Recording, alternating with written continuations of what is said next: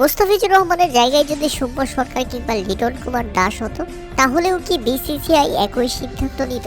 এমনই প্রশ্ন ছুড়ে দিয়েছেন কংগ্রেস নেতা শশী থারুর।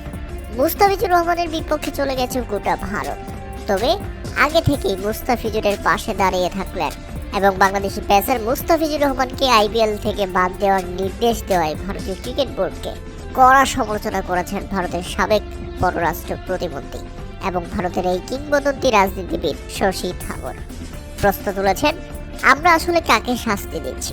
একটি দেশকে, একটি ব্যক্তিকে, নাকি তার ধর্মকে?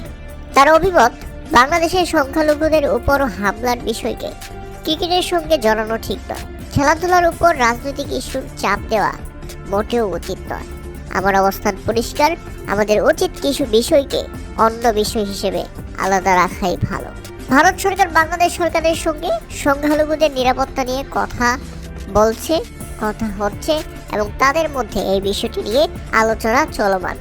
এই বার্তা অব্যাহত থাকা দরকার। তবে মুস্তাফিজুর রহমানকে এই ইস্যু দিয়ে বিতর্ক করে সেখান থেকে তাকে অপমান করাটা মোটেও উচিত হয়নি ভারত সরকারের।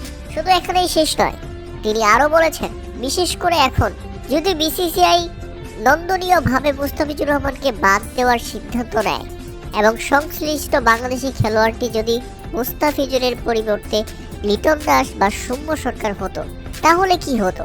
এখানেও কি ভারত সরকার একই শাস্তি দিত? তাহলে ভারত সরকার আসলে কাকে শাস্তি দিচ্ছে? একটি দেশকে, একজন ব্যক্তিকে, নাকি তার ধর্মকে? খেলাধুলাকে এভাবে নির্বিচার রাজনৈতিক রঙে রাঙানো আমাদের কোনো নৈতিকতার মধ্যে পড়ে না। ভারত সরকার হুঁশিয়ার। প্রিয় দর্শক, যেখানে একজন ভারতীয় নেতাই প্রতিবাদ করেছে, মুস্তাফিজুর রহমানের পাশে দাঁড়িয়েছে, সেখানে আমরা কেন এখনো প্রতিবাদ না করে চুপ করে আছি? বয়কট করুন ভারতের সবকিছু।